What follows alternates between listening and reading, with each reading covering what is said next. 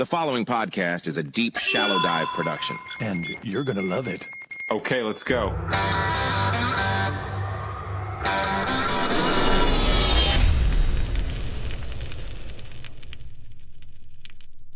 So anyway, I mean, this is crazy, and we'll talk about this in a little bit, but yeah, literally like once a quarter, I take this magnesium citrate bottle. It's like a 4-ounce bottle I buy for like $2 from Target or wherever, and it flushes me out. And I've done it with but castor oil is a little more difficult to swallow. But anyway, all right, we'll talk about that in a little bit. All right, listen, deep, shallow divers, I've got a treat for you today. And actually, what's awesome is this is an episode that I've wanted to do myself for a long time now. And I've actually teased it several times and just have not gotten around to do it. And now that I'm doing my guest interviews, I thought, you know what? Instead of hearing from me, let's hear from an expert in gut health. And so today I've got the lovely Lauren Callahan here, and she is going to this is going to be fun. Like, I've been wanting to do this, but she's going to take us all through and help us completely understand gut health. So, hey, welcome to the Deep Shallow Dive, Lauren. How are you? Hello. Thank you for having me, Ray. I'm excited. Good. Well, listen, why don't you start off, just give kind of your elevator pitch so everybody kind of knows who you are and knows what you're about before we jump in.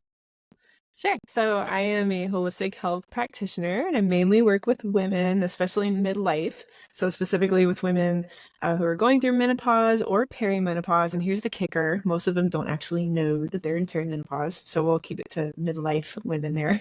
Yeah. Wait, when you say perimenopause, I mean, yeah. What is that for us dumb guys? That is so wonderful. I think I'm just realizing recently, like, that a lot of people don't actually know what it is. But you say dumb guy, but truly a lot of women don't know that they're in it either. Okay, so menopause would be when a woman has not had her period for an entire year. Okay, 12 months is the time that you're going to say that. And there are a million hormonal and physiological and emotional and mental changes that coincide with that process. But perimenopause is the period before that. It's the transition period. And actually what most women experience is that period is more hellacious than actual menopause. Yeah. And it can last a really long time. It can last for like 4 to 8 years. And again, a lot of women don't even know that they're in it. So they find themselves in this position where they're like, I'm it can last 4 to 8 years. Yes. Wow. Yeah. It's like the PMS. Yeah, a long time. So women come to this place where they're like, oh my God, I don't sleep anymore. Like, I'm crabby. I feel terrible. All these things going on, and they don't even know that they're in perimenopause. Wow. And by the way, is it PERI, peri? That's right. Yeah. Okay. Interesting. Okay. All right. And then okay, so that's kind of what you're about. And then on the gut health stuff, I think that falls under your entire vibe of your holistic, vibe, which, by the way, that's another thing I've wanted to really delve into because, again, honestly, health is a huge part of my life, and it's been a huge part of my life really since 2006. But I can't say on the holistic side. I mean, I have a good baseline understanding of things, but that might be you might have to become a recurring theme, or you might have to become a recurring guest to talk about that. But let's jump into gut health, because that is the topic of the day. You want to start off by really just defining what that is for people. What is gut health? And this is funny. It's kind of like what you said, where women might not even know they're in it. A lot of people, when you say your gut, they kind of think maybe the stomach. But I don't think they realize the concept of gut health probably starts with the mouth, right? Like the mouth to the esophagus and all that. So yeah, take us through kind of gut health 101. Sure. Yeah. So it's going to include everything that is involved basically in that digestion process, from your mouth all the way down to your bottom, right? It's like everything in between. And the thing is that the gut, scientists are saying these days that the gut is basically your second brain. Okay. And that's because it's connected to everything, like everything. I mean, certainly we can, we can deduce, yeah, it's connected to like your gastrointestinal health, right? Like that's kind of an obvious one. If you're having, issues with, Yeah. in the bathroom or before, after, whatever. Yeah, that probably has to do with your gut, likely. But it is connected to everything. It is connected to your immunity. So your ability to like show up around people who are sick and be okay. Not be worried about that, right? Yeah. Whether you were wearing a mask or not. Yeah. It is connected to your ability to think clearly. So think brain fog. And this can affect anybody and everybody, but this is especially a thing that shows up for women who are in that menopause, perimenopause stage, like total brain fog. They're like, oh my God, I can't think clearly anymore at certain points, right? Your gut is totally connected to that. It is connected to your energy levels. Okay. So again, I work primarily with women, so I hear this from women all the time. I'm so tired. I'm so tired. Yeah, but I mean, this spans for everybody. This is, it's kind of Are the majority of those married? Are the majority of those married women because they're tired of their husbands? Married with kids, yes. I'm kidding. Absolutely. And by the way, I did want to tell you this. You don't have to pick your words or worry about saying gross things, because my listeners are used to it. I literally did an episode where I leveraged ChatGPT, and I had a conversation with ChatGPT that I recorded talking about what should our number 1 and number 2 look and smell like. So this audience is very familiar with my ability to get gross. But listen, we're getting gross because this stuff matters. Like, this stuff matters. Like, honestly, I am such a believer in really I look at the toilet. This is going to be gross, but here we go. I'm going to set the pace. I look in the toilet every time I go to the bathroom. Number 1 and number 2. I want to see, like, okay, what just came out? And then I also have a theory about, when I go out to eat, I don't care if it's Mastro's or Jack in the Box. I don't really eat Jack in the Box, but the next day, what the number 2 looks and smells like, that means that's what you put into your body, so you have to pay attention to this stuff. And obviously I think this all kind of goes into, the gut health discussion. Well, now that you've given me like absolute freedom to go there, this is Carte how blanche. this started. This is how this started for me. Like I'm an athlete, and I'm eating pretty healthy. Like I'm doing all the healthy things, right? And dear God, I was a therapist, right? So like I'm doing all the healthy things for self-care. But I'm looking at the toilet, and I'm like, there's a lot of diarrhea happening, right? And I'm like, okay, is it possible that I am eating all these healthy things and doing all these healthy things, but there's no way that my body can be like truly processing it when I'm seeing in the toilet what I'm seeing? Like it's like it just went straight through me, right? So is it possible that my gut is not healthy and it's not able to receive the good things that I'm doing it? And Ray, that was the best question I ever could have asked myself because it wasn't. What I found out was my gut was not receiving all the things that I was doing for it, all the good things I was doing for it. I'm looking at the toilet. Help me see that. So.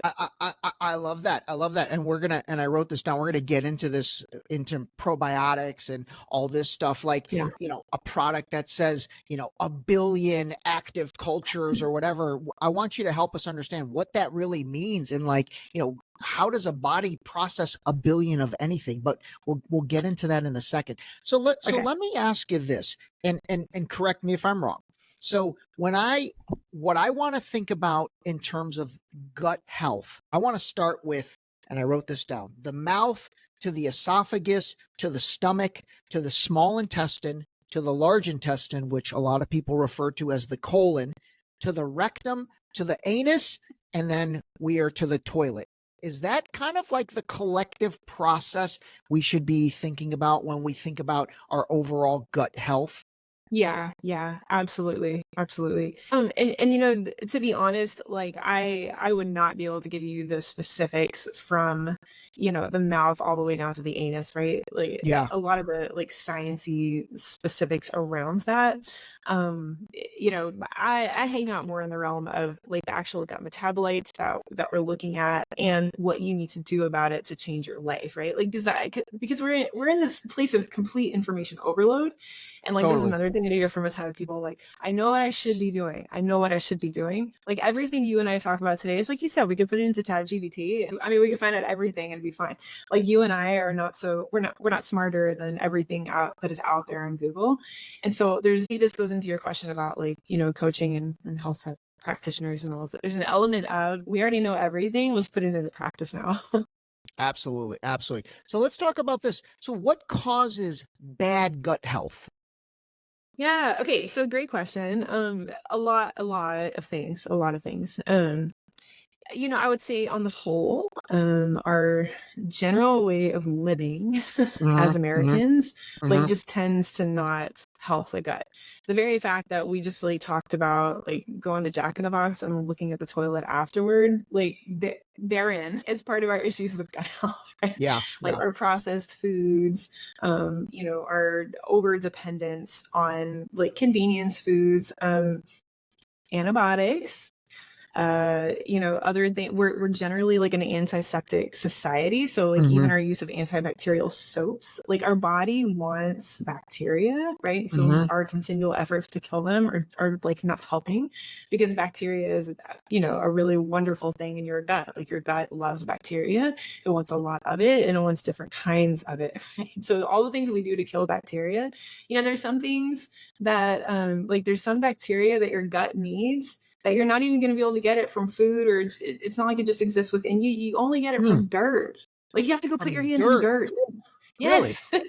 To get this good bacteria inside of you that is going to help give you a healthy gut microbiome. And then, like I'm a mom, so I'm whatever. I'm just going to say this again. I feel like you can use some freedom here. Dude, we keep it real. How many people do you see like how many moms or dads or whatever that their kids walk out into the rain or like touch, dirt or a worm, and they're like, oh, that's all good. That's all good. Yeah. I mean, I agree with you. I think that's all good. And the funny thing is, think back to when I'm probably a little bit older than you, but think back to when we were kids. That was our life. I mean, literally, when I was a kid, I literally would leave the house at 8, 9 in the morning, and I wouldn't come home until 8, 9 at night. And that entire time I'm in the woods, I'm playing with worms, I'm doing all that stuff. It's a different life. So you're a fan and supportive of kids being kids, like older kids. Yes. Yeah. Look, my youngest, he's 13, and he still does not have a phone. He's 13. He doesn't have a phone yet. Wow. But, he has access to like computer time and stuff like that. And I love that. But, when he starts asking about it, he finds ways around it. Like he knows his video time is like at this certain time of day, but can we look up on your phone this thing that he knows will take like a half hour or whatever? Anyway, and I will look at him. He's 13. I'm like, go be a kid. Go outside and be a kid. And he's actually taken that. He, like, for example, he'll go dig like a mud hole in our backyard and he'll come back and tell me, Mom, I was being a kid. He knows how to use that one now. I love it. Okay, so I think you hit on something that's definitely something I wasn't thinking about. Gut health is not only about what you put into your body, but it's about what you're interacting with in the environment in order to build your immune system, right? Yes. Breathing in air that has XYZ pollutant in it, that's going to cause an immune reaction, and therefore it's going to cause your immune system to be able to handle something like that. I think that's an awesome addition. I wasn't even thinking about environmental factors when it comes to gut health. I was thinking all about just what you're consuming that's going into the quote unquote gut. Sure. There's so many factors. Yes, absolutely. Like nutrition, hands down. Yes. Yeah. I mean, obviously it's a major player in your gut health. You cannot like live off of fast food and chips and like sugar and candy and like expect to have good health or good gut health. It's not going to happen. Major player. Yes. But then there are other things such as environment, like we brought out, but also like the amount of stress. So it's that I work with women in midlife, right? Yeah. Stress absolutely will will kill. I mean, stress is like the number one killer that everybody anyway, 100%. right? But like it kills your 100%. gut health. It absolutely destroys your gut health. Not getting enough sleep. Like, I mean, how many people are like, oh, I'm fine on 4 hours of sleep. Let me tell you, no, it actually has hugely, adverse outcomes on your gut health. Yeah. Yeah. So there's so many things that are related to it. I think the stress thing, I just want to stay on that for a second. Like, to me, that is such the number one factor of practically every health related issue. And I notice it myself. I mean, when I get stressed about something, especially if that stress is acute, it just comes on. I'm not kidding. There's times when that causes me to go to the bathroom. I mean, we're going to keep it real. I'm pretty regular. Like in the morning, I get up pretty much within the first 20 minutes, I make a deposit at the bank. And when that doesn't happen, then I know something's wrong, then I know like, oh man, what is going on? I did not make my morning deposit. So like when it comes to stress, I do want to stress this with everybody. Realize that is affecting your gut and it's affecting your body. And you more than anybody probably believes in this mind-body connection, which I completely do as well. So very cool. I'll tell you when I test the gut health like of my clients, it's one of the first things that we do. There is a gut metabolite that gets tested, and it's called xanthine. And xanthine is actually a direct reflection of stress, and that's physical stress, emotional stress, mental stress, like any kind of stress. So I mean, it could be you just lost a loved one, or you had a stressful day at work, or you're an athlete who's overtraining. Like it could be any kind of stress, right? And when that marker is elevated, I mean, you're looking at inflammation and just a whole breakdown of processes in your gut. And so again, you could be eating really good foods, but the whole process is now breaking down because of stress and xanthine. And I'll tell you, every single time, the people that I test, they are amazed at how high their xanthine levels actually are. Xanthine, like, I don't have stress for my way. Well, that's interesting. Like, I don't know, everything's fine. We're gonna have too much stress. And then, I mean, we just continually raise the bar on our own stress, right? And don't realize like how much we're actually carrying. Absolutely. So how do you test for gut health? So I come in and I want my gut health tested. What is that process?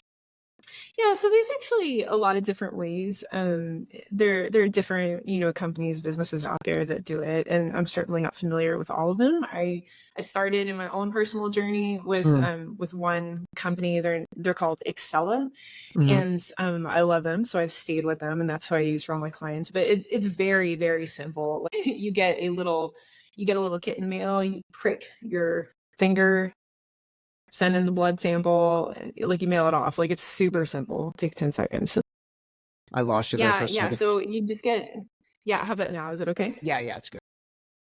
Okay.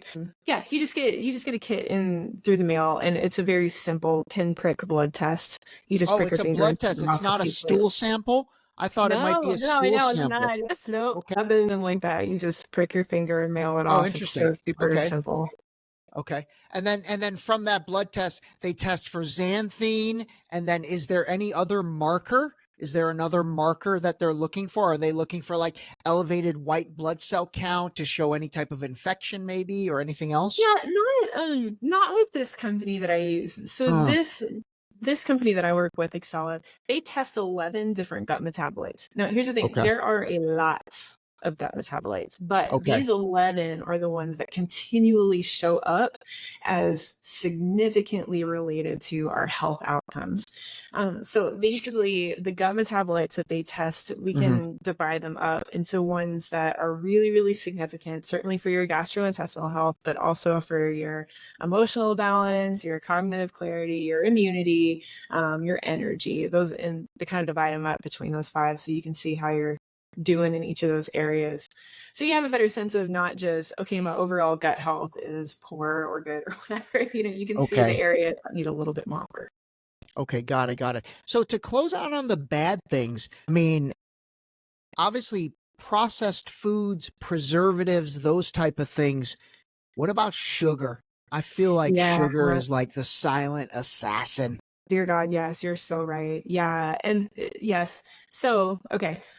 Yeah, in general, like it's bad for you anyway, right? It's like on a million levels. But yes, foods that are high in those highly refined sugars. So what I'm not talking about here is like fruit. Okay, like a Okay. lot of, I've heard a Yeah. lot of like, no, grapes are so bad for you. They're so sugary. But yes, I eat my ice cream. Okay, so we're not Yeah. like eat the Yeah. good stuff.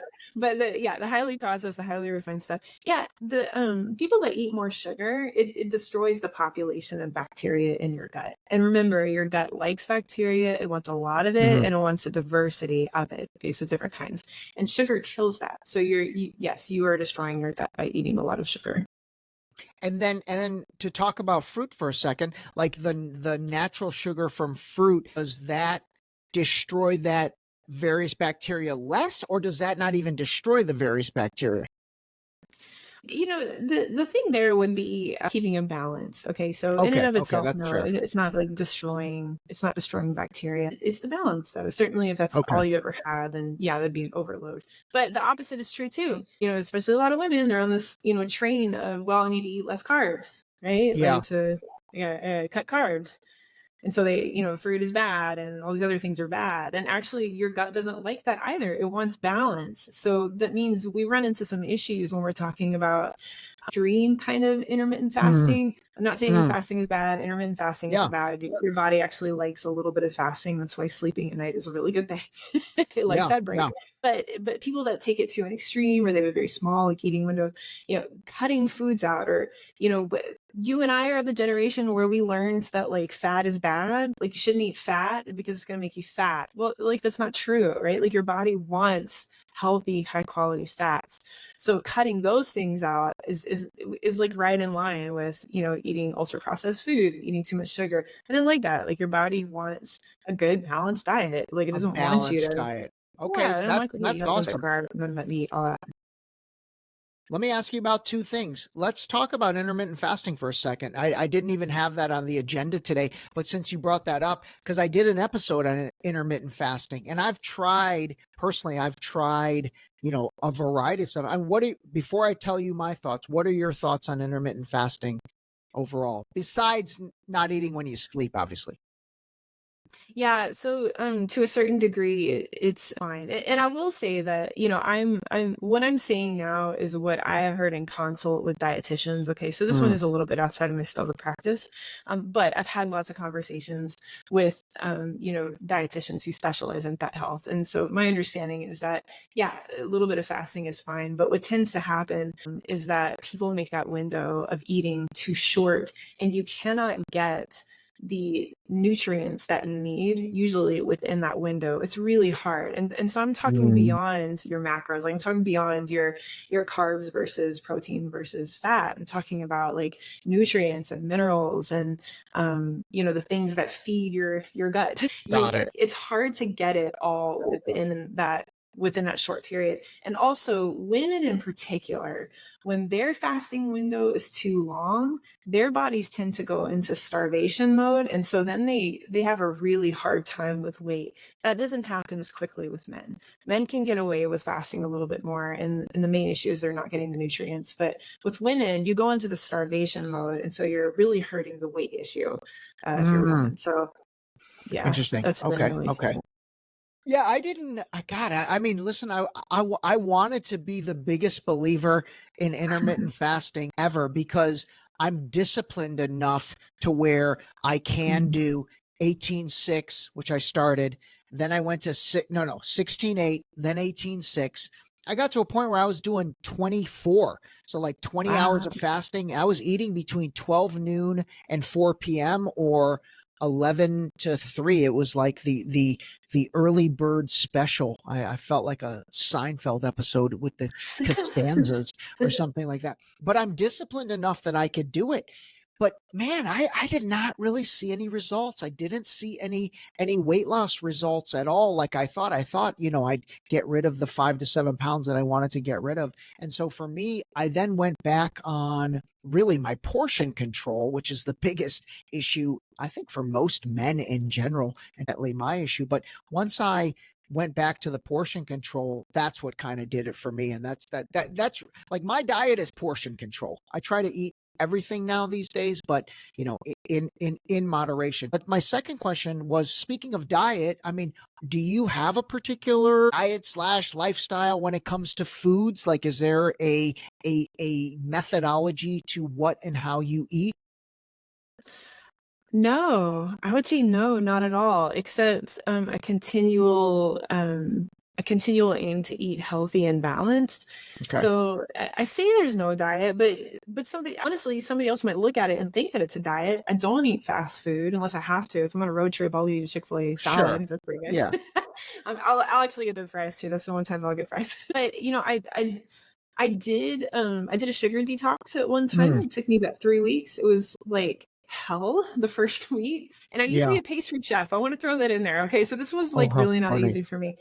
The second week was really hard. The third week I was like, what that? And then after that, I really didn't want it. So I'm kind of at this place in my life that I usually don't want sugar. It's not like I'm trying to portion it or control it. I just don't want it, right? So it's not a diet to me. It's just a lifestyle that's become very normal. But yeah, other than that, I'd say in general, I mean, I keep out the unhealthy stuff. And I'm so used to it that I don't want it, usually.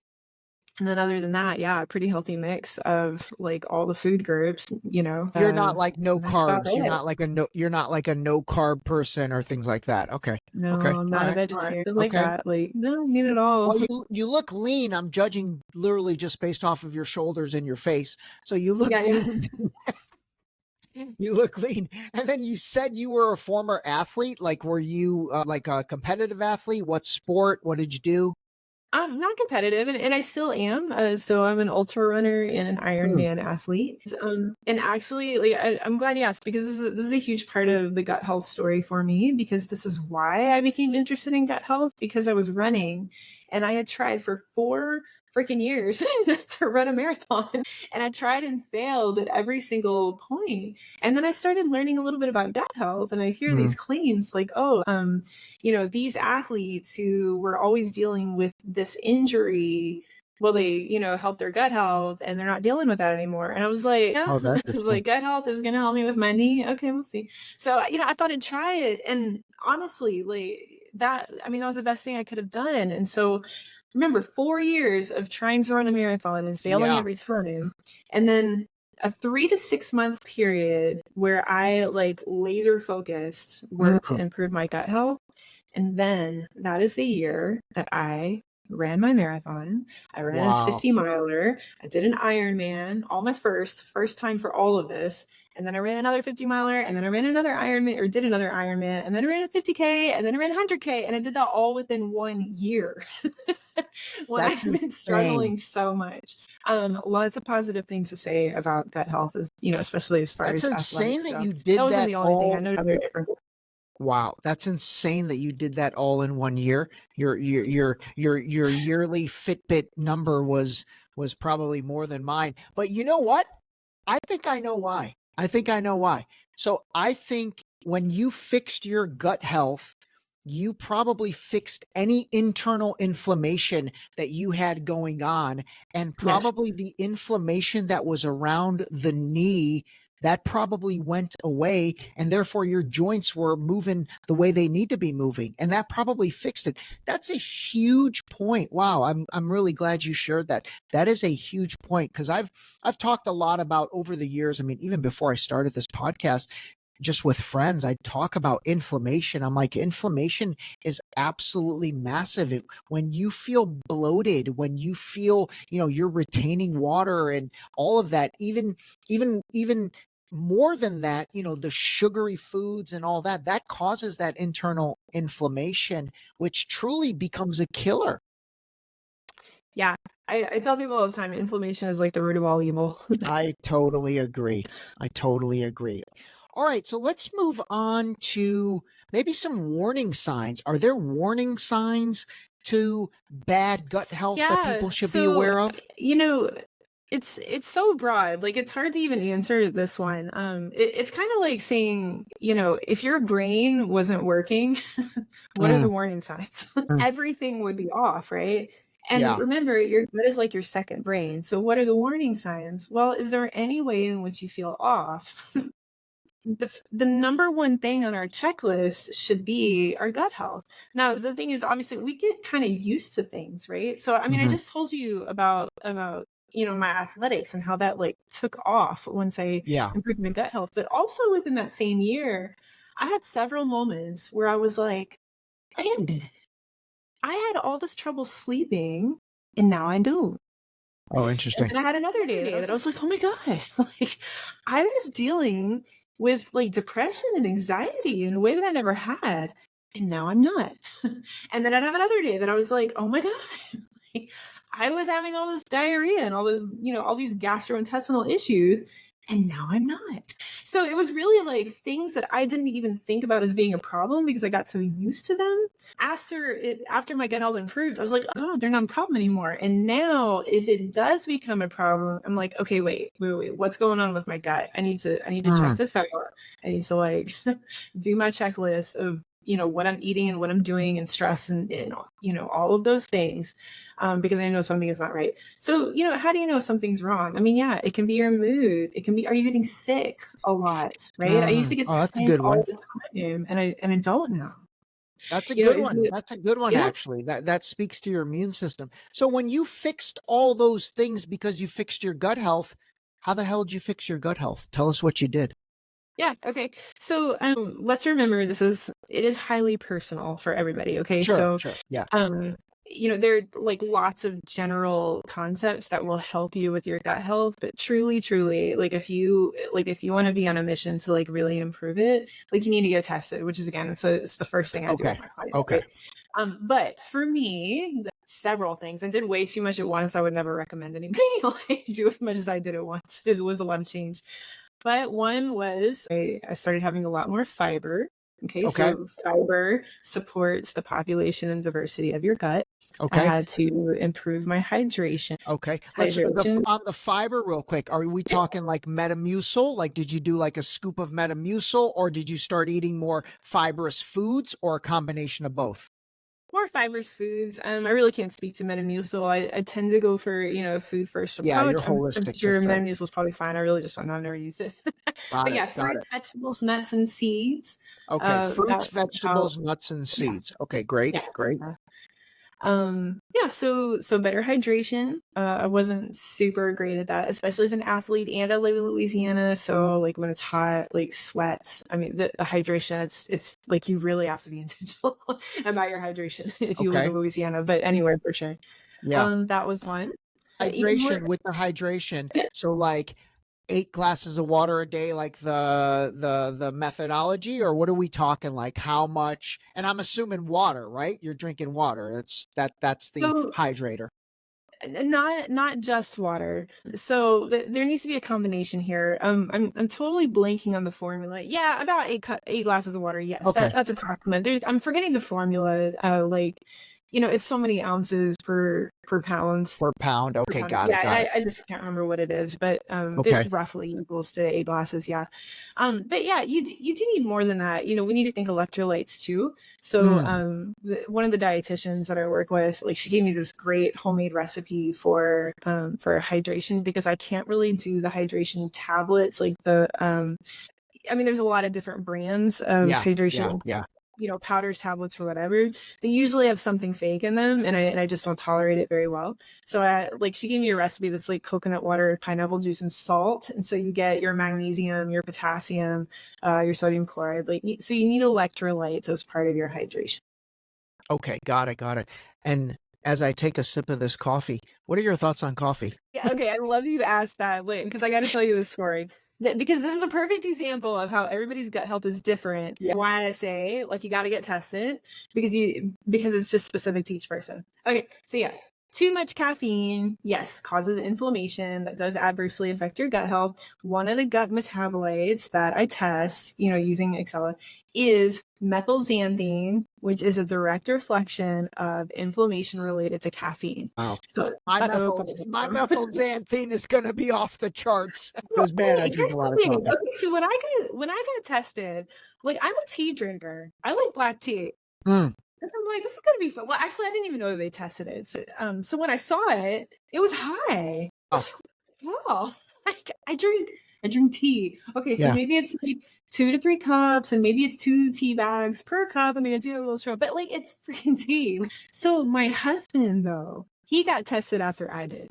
And I used to joke to my kids, like, if we like are all of a sudden poor, it's going to be because of the amount of money that we spend on coffee from the grocery store for my husband. Like, it's not even Starbucks. Like, he drinks a lot of it, and he drinks it strong. And that's actually not true anymore. He doesn't drink it now. Yeah. But like, I mean, like, to the point, like, family comes over and they know that if he made the coffee, like, they have to add like half a cup of hot water to it. Okay, it's that. Oh, that's funny. So when he gets tested, I'm like, oh my God, his methylxanthine is going to be high. And do you know what? That man, he had a better level than I did. Like, he was closer to optimal than I was. And I was like, what? That's interesting. Actually, that's interesting, because you know what? That speaks to what you said earlier. Everybody's body is different. And so what might work for one person or react for one person is different. And that definitely, I'm sure, plays in the gut. That's funny. He was probably like, see, I told you. Make that coffee. Like, no, I'm trying to cut my caffeine over here. That's funny. That's funny. Yeah. The caffeine reduction, if we're going to talk general principles on gut health, yes, caffeine reduction is a good thing. Okay, got it.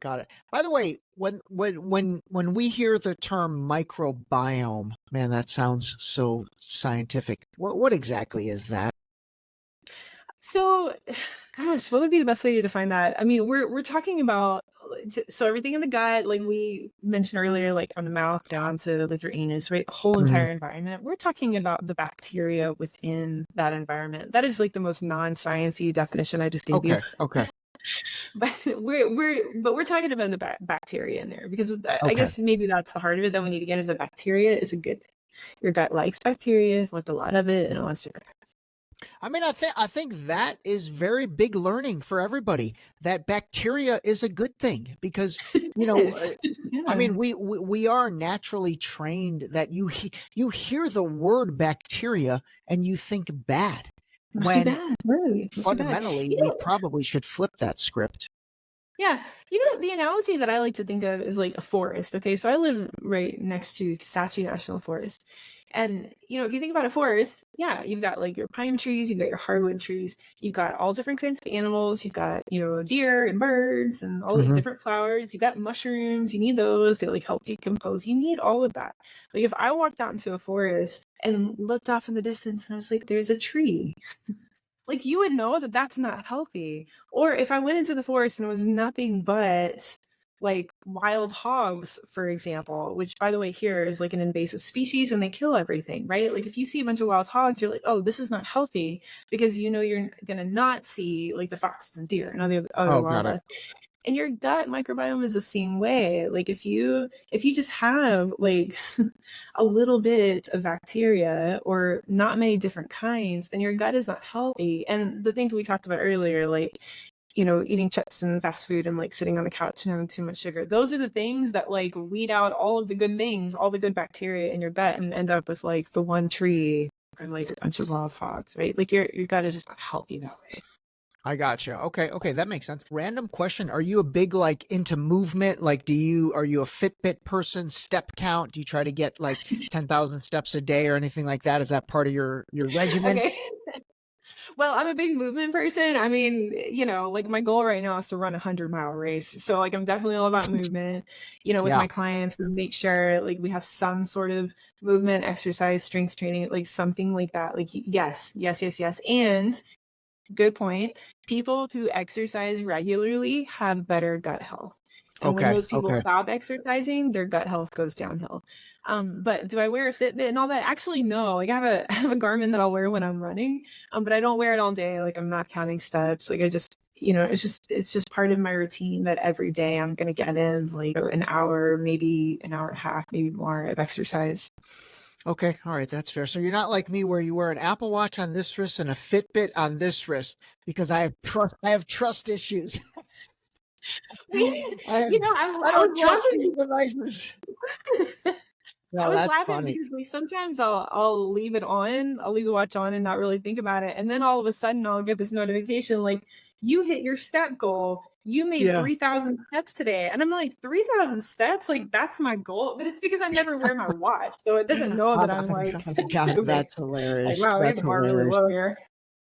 That's funny. Okay, so we've talked a little bit about, so as far as like really number one and number two going to the bathroom, obviously when that is off, whether it's the Yeah. smell, whether it's the color, whether it's the whatever, and we don't have to get into the details because like I said, I did an entire episode on this for people and I'll link that episode to this one. But obviously Yeah, cool. that's a sign, right? That's a marker. Like Yeah. people need to pay attention to what it's like going to the bathroom, right? Like, is that something you tell your clients? Yeah, absolutely. Like if you are not regular, and if you're constipated, like if you've got loose, watery stools, like that, Mm. that's a problem, right? So if it's anything other than you being regular and it being a consistency that is comfortable for you, then yeah, that's an issue. And then apart from that, apart from your stool as a warning sign, I mean, I know this sounds super broad, but I would really say like anything in life where you're like, this doesn't feel good. Gut health Mm. should be like one of the number one things you check into. I'm not happy. Check into your gut health. I'm tired. Check into your Okay. gut health. I'm getting sick. Check into Very your gut health. interesting. You know what? You Very know? interesting. I mean, I'm a big believer in the mind-body connection, but I've never taken it to that level to where it's like, okay, XYZ, check into my gut health. So, all right, Well, that's good learning for everybody. I mean, that makes sense though, in similar to your situation athletically, where I genuinely think you're correcting your gut health reduced your internal inflammation around your knee, which then enabled you to, I mean, that's pretty insane. You went from not being able to do it to like doing it times 10. yeah, yeah, right. And let me how about this might be a good one to give a little bit of the science around around some gut health if that's okay. I'll Mhm. maybe geek out Yeah, for just a minute. Is that fine? do it. So, okay, so let's talk about like if you're not happy, right? So let's go with this mind body connection. If you're not happy and you're going to go to the doctor and say, like, I'm not happy, I probably need to take something, and kind of biting everybody's head off, right? And so, probably your doctor will prescribe to you an SSRI with one of those S, that's an antidepressant, and one of those Okay. S's stands for serotonin. That's because it Okay. affects the way your body produces and utilizes serotonin, because serotonin is directly related to your ability to feel happy. Now, here's the thing. Little known fact is that 90% of your body's serotonin is actually produced in your gut. How funny. Interesting. Yes. So it like you're not crazy, right? Like it's not like there's a problem with you because you're not happy. Yeah. Like you just may have low serotonin. Now here's the thing. Now like let me be clear. This is not a conversation on take an SSRI or don't take one. It is not that. But this is just I to feel you. inform. Okay. Now here's the thing. Serotonin. If it is prescribed to you and you start taking it, that is actually going to move the production of your serotonin from your gut to your brain, which cause a host of other issues, which is why some people have a lot of side effects that are just not okay with them. And maybe I'll circle back around to that. But let's say if you're just trying to do this Side effects naturally. from taking an SSRI. Yeah, and here's one of the reasons why, because serotonin By the way, is are we talking like obviously I don't take any of that stuff. So like what are some brand names of SSRI? Like Prozac or something? yeah, like Zoloft, Prozac. Okay, Yeah, Zoloft. Got it. yeah, Okay. yeah. Okay, Yeah. gotcha. So here's the thing. Your gut produces serotonin, and it does that because serotonin is actually a gut metabolite that is broken down from tryptophan. Tryptophan is a gut metabolite. It is also an essential amino acid. Basically, you get it from eating high quality proteins, like think your chicken Okay. thighs, your eggs, right? Like you get tryptophan from eating those. So you take them in, your body breaks it down to serotonin. then you got serotonin, right? You got the ability to feel happy now. And not only that, once you've Interesting. got that, your serotonin is going to further break down into melatonin, which is like those little gummies you like buy if you can't go to sleep, right? So now, not only are you feeling happy, but you also are able to sleep at night because it broke down into the melatonin. And now the other thing is that serotonin is actually hugely responsible for initiating your digestion. So Okay. now you're like going in the cycle where now like your gut is happy, like you're happy, you're sleeping at night. Now like your gut can like you can initiate digestion the way you were supposed to. So you can see how like if there's a breakdown anywhere in there, like maybe you didn't get enough fiber, maybe you were stressed, maybe there's inflammation. Now you might have eaten the chicken thigh, but you can't break it down into serotonin because there's like your gut isn't healthy. There's a breakdown there. So now you can't break it down into melatonin. You're not getting sleep. Now you can't initiate digestion because you don't have the serotonin, right? So I mean, there's like a major cyclical thing happening there. That's some serious cause and effect. I love that. I didn't realize how important serotonin is. And then like with tryptophan, I mean, gosh, when I hear that, for some reason I think of Thanksgiving and turkeys and then making me tired. Which makes sense because it breaks down eventually into melatonin, right? Got it. Interesting. Yeah. Okay. But listen, I like that you just geeked out, by the way. That was awesome because it's kind of showing how this stuff full circle works. And it speaks to something else that personally I'm a huge believer in. And that is, finding the root cause of the problem, not putting a Band-Aid on it, not putting a Band-Aid to fix it. And those SSRIs, Prozac, God, I can't believe I'm blanking on the brand names. That shows I'm not into any of that stuff. Like Zoloft and Prozac are the only ones I can Zoloft, all that stuff. Like all that stuff to me, honestly, like I've had various family members that have been prescribed that, and I try everything in my power to have them not take it because that's a Band-Aid fix to me. Now, again, I know some people might need maybe a little time where they use that to help. But again, like I'm all about finding those root causes of what's going on. If you have a rash, don't put something on it. Let's figure out why that rash is happening from the inside, which I'm assuming as a holistic doctor, that's your whole vibe.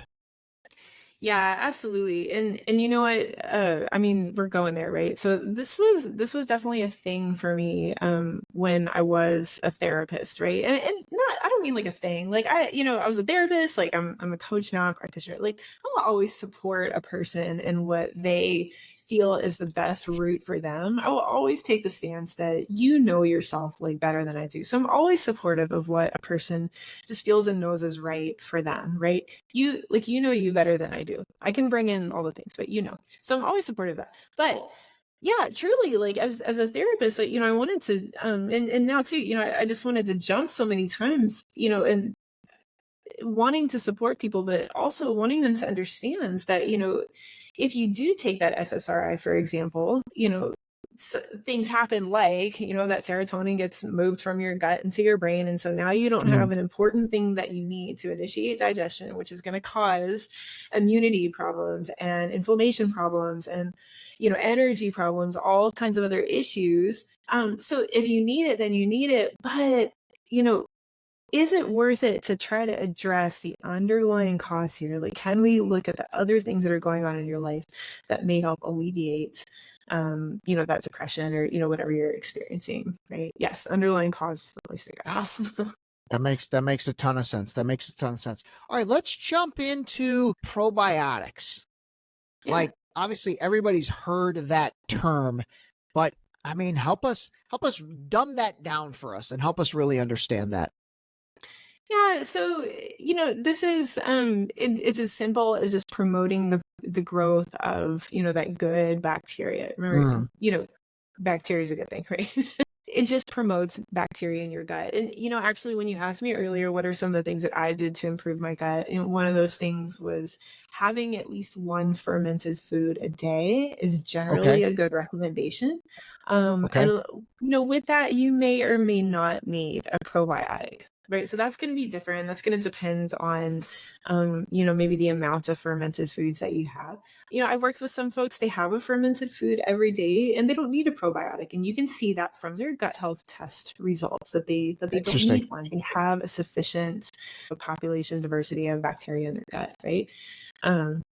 So yeah, that's all. Okay. Fermented foods, your gut just loves them. They love that. What are some examples of fermented foods? Yeah, so you know, I would say there's maybe not like the largest variety that most people would like. Yeah. Sometimes every folks really try to find the thing they like, but we're talking about kombucha, Okay. yogurt, kimchi. That's Kimchi. what is it? Yeah, I do it's like a kimchi. Korean thing. Yeah. Yeah. Now, some pickles, but actually, like most pickles that you see, no, like they need to. I don't know the process, but usually a pickle off the shelf is not a pickle that is fermented. I'm forgetting it needs to have a certain process to it. Miso is a fermented food. Miso. Okay, got it. Um, Okay. That's a good list of fermented foods, and that's a list I eat a lot of those.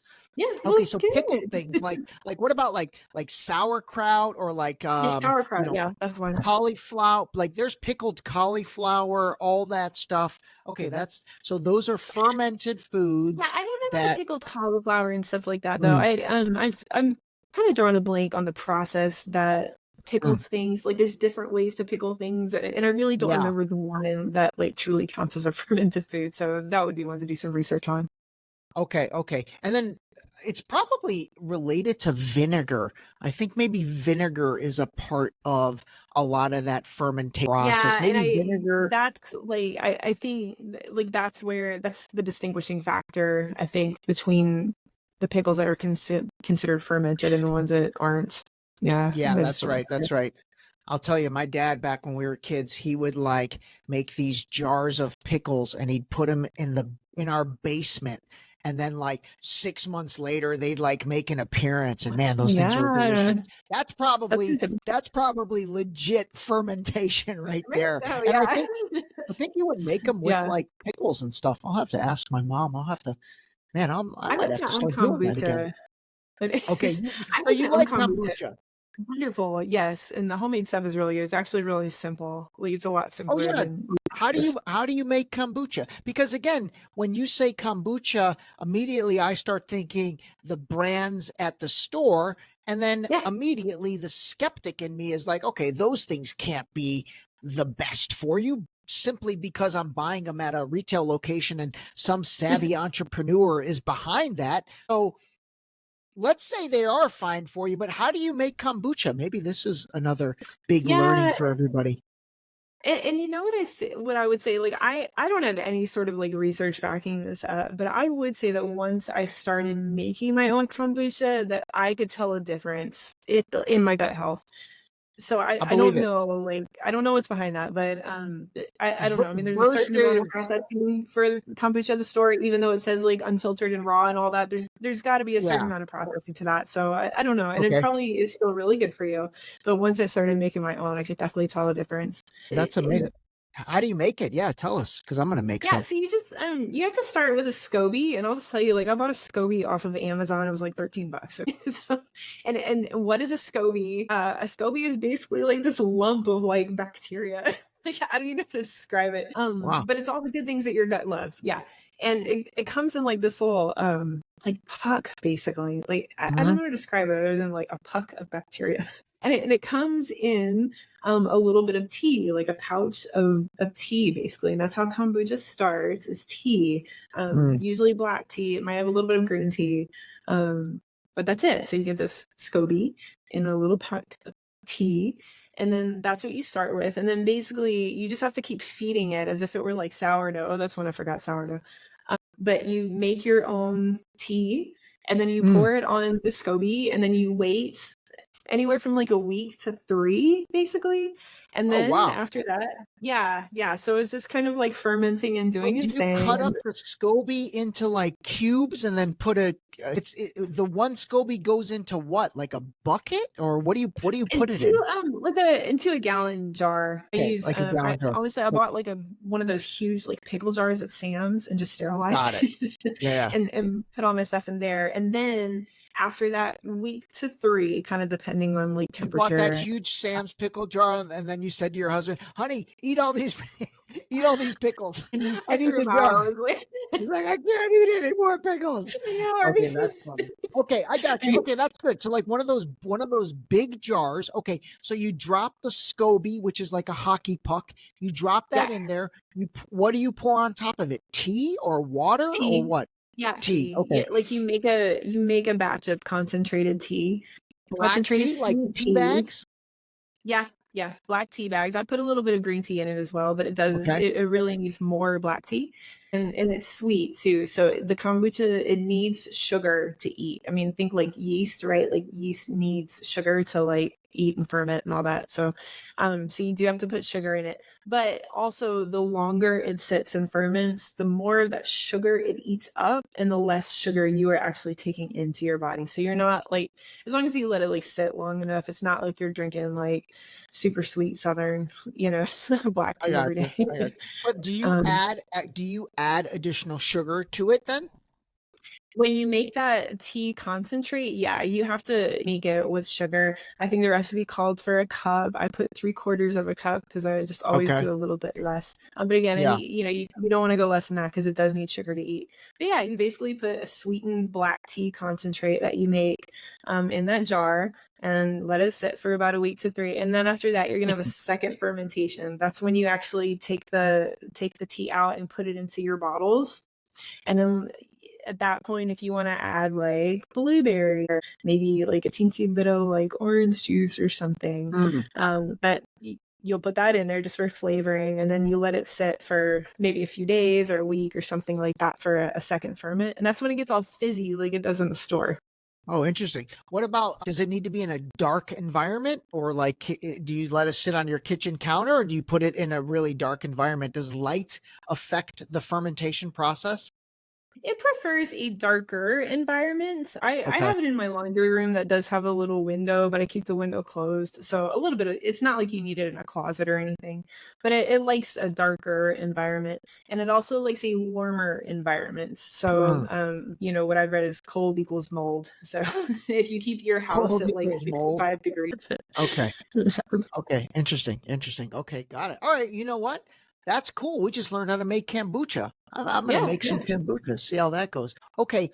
Let's talk about, before we talk about how do we fix gut health, I do want to get your thoughts on gut health and like, chronic disease, whether it's like Crohn's disease or, gosh, what are the other, well, there's so many of Oh them, but God, it would be cholesterol, like high blood yeah, pressure. yeah. Yeah. Yeah. So, once again, kind of going back to like the gut is your second brain, it's connected to everything. Improving your gut health will help improve outcomes with all of the other things. Okay. Yeah. And it's just because its hands are in everything, right? I, like I told you before, like I, was constantly sick, right? And I would always say, well, I have asthma and allergies, and I live in Louisiana, like dear God of Holland, right? And Mm. so I would just chalk it up to that. I had a period in my life too where I honestly was afraid that I had fibromyalgia. Like I had pain all the time, and I was like in my early 30s, right? Like who is in pain all the time in their early 30s, right? And something not be wrong. There are times, and I went to, doctors, and they're like, everything's fine. I don't really know what's going on, right? There were other times that I thought that I had irritable bowel syndrome, right? So Oh, got it. there are That's a the one I was number of thinking of. things, yeah, that, once I improved my gut health, disappeared. Like they just went away. Like it wasn't a thing anymore. So, I mean, I rarely, knock on wood here. I mean, I realize anything can happen, emergencies can happen, but like, I rarely have to go to the doctor. That's Health awesome. insurance is not even a thing. Again, I like, love God that. forbid something happens tomorrow, but, um, Yeah, yeah, yeah. I think there's a difference between catastrophic health insurance and like, breaking an arm or getting, something bad. I'm going to knock on wood that never yeah, happens to you or me. But I mean, I'm the same way. I get an annual, well, it's been biannual recently, or yeah, every 2 years. But I try to get the physical to see where my levels and markers are. But as far as like going to a doctor because I'm sick, that yeah. hasn't happened. That hasn't happened for me in a decade, maybe. I mean, I can't even Real, remember. yeah. I have this liquid vitamin business, and from the time I started that, and honestly, from the time health became a priority for me, I don't go to the doctor. I really don't, and nothing against them. I just don't. I don't need to. I don't need to, and it Yeah, really does. yeah. It's that immune system that you talked about earlier. Okay, so I think one theme that I've gotten from you, which I really appreciate, and I think this is very important for everyone to recognize, is there are so many issues that could and probably are linked to gut health. So Yeah. as you think about what's not right with you, what's not right with your body, whether that's joint pain on your knee to not sleeping well to whatever, that gut health and really kind of what you're putting into your body plays a role in all that. So if nothing else, I want the audience to take that away as a major learning, because I think that is a major learning, that we need to be cognizant of all of that stuff and our gut health, and then factor that into trying to fix anything else that's going on with our body. That makes a lot of sense to me. That really does. Yeah, I love that. That's perfect. That makes a lot of sense. Okay, let's move on to, I guess, really at the end of the day, if somebody comes in to see you and they are complaining about X, Y, and Z. So let's just talk through your protocol a little. You start off with the test. You test them with this company that you like. You get that, and then really from there, what's step 2 in that, and then talk us through that process. Yeah, as we've talked about, like, you take a very holistic approach, right? So gut health is one element. It's a major element. Yeah, And we will take the recommendations that we get from that my client gets from a registered dietitian, yeah, on how to improve their gut health. And then what I help them do is span it out over 4 months. okay, Because what we know in general, like, even though I was over here like, oh my God, I made a million changes at once, like, in general, that doesn't work for people. okay, It's not sustainable. Like, most people don't like create a habit that way. And so I help people like span that out over 4 months where they make the changes and they truly make it part of their lives. okay. And the thing about that is that, like, we're human beings, we're not robots, right? So you can't just take like a printout of like, this is what you need to do and that work for everybody. It doesn't, right? I mean, you know this, like, we all have mindsets and families and schedules and beliefs about ourselves and beliefs about the world and worries and fears and and things we're used to Yeah, and things we don't know about and things we do. Like, there are a million elements that will help you actually make that a reality. So we take what's given to that person and I help them make it a reality over the next 4 months. Along with that, though, certainly, like you asked me earlier about movement, yes, like, you cannot expect to be healthy if you don't have movement in your life. So I work with a person to, um, make sure that they have healthy movement in their life and to keep them accountable to that. And a lot of people do come with healthy movement and we just like optimize it, right? So for example, some women do, like, they have movement every day, but it's all cardio. And what we know mm, is that, like, women in midlife, especially, or to work with, like, they have to have strength training. And yep, that's, like, not only for their bone density, but it's also for their gut health. It's also because women in midlife have a real issue with belly fat, like, physiologically, like, because estrogen is declining and all that. yeah, And strength training is one of the best things to help them with that. So what I do is I help them create movement in their life and or optimize movement in their life. And then also, I'm a coach to my core. Like, I was a therapist. The one-on-one coaching is just a huge element where, I'm just a human being with these people, and we just work through all the things, right? Like, all of yeah. the things that, like, if being healthy, it was easy as like, I know what to do, let me go do it. Well, then we'd all be doing it, right? But Right, right, it's not right. that simple, right? So I just walk with people, like, through that process, making it a reality. I love it. I love it. Well, listen, this has been fantastic. And what I'm thinking is we kind of hit the pause button here because I've got like 30 other questions, but you know what? Let's stop here. I hope more than anything else that people now are even more aware than they've ever been about the importance of gut health, and then quite frankly, the ramifications that gut health could have in other areas that they're having issues in. And so I know I'm going to get a ton of questions from people that, might say, hey, I'm having XYZ, what do you think? And so maybe what we'll do is kind of wait for all those to gather and then bring you back on, and we can dive more into this gut health stuff. And then maybe we can really talk about some, I'll give you a list of like men specific issues, women specific issues. I know your expertise lies in the women area, but I have a feeling, you can talk to both of those. Any parting words for my deep, shallow gut audience? God, I mean, I don't know. I just want to say this was really fun, and I just appreciate just how real and raw and authentic you are. This has just been really fun. I appreciate it. I feel complete freedom to talk about whatever. It's really great. You. Thank you. I think I hopefully I made you feel comfortable telling you that I've literally done an episode telling people to look into their toilet and examine their absolutely. Yeah, I know. I mean, well, really, like we shy away from those things, right? And people are afraid to talk about it.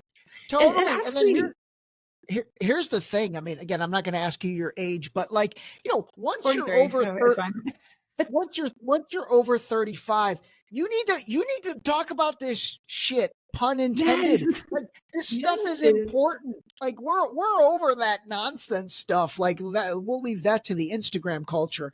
We're here to like figure out how we can feel better. I'm not trying to age gracefully. I'm not trying to age. So anyway. Yes. Well, and I think about like what I've heard from so many women is, I've been to the doctor and they tell me everything's normal. And they're like, like everything's not normal.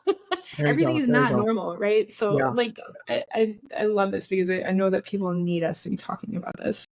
Totally. You know what? Next episode, I would like to go into the menopause stuff and really dive into that more. Because I actually, it's funny. I think as a man, it would help me understand women better if I understood that whole process. We might be on to some marital counseling. Well, I actually had a guy ask me the other day. He was like, do you ever have, spouses ask you about, menopause and perimenopause and what that's like?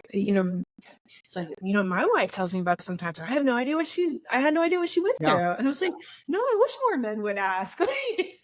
All right. So that, just understanding, right? And I mean, that can go both ways for sure. What men are experiencing, women need to understand it better.